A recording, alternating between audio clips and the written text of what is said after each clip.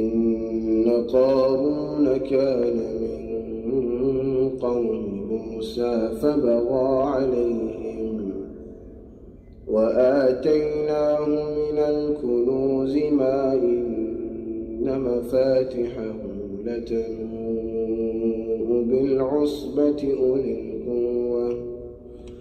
إذ قال له قومه لا تفرح إن الله لا يحب الفرحين وابتغ فيما آتاك الله الدار الآخرة ولا تنس نصيبك من الدنيا وأحسن كما أحسن الله إليك ولا تبغ الفساد في الأرض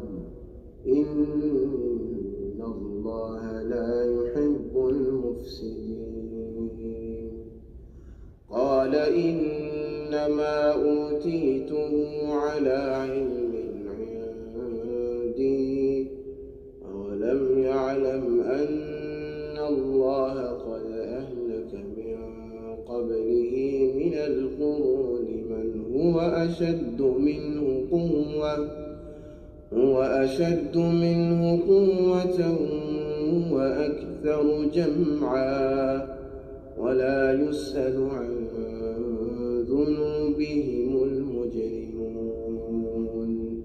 فخرج على قومه في زينته قال الذين يريدون الحياة الدنيا يا ليت لنا مثل ما أوتي قارون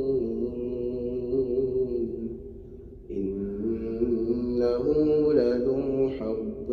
عظيم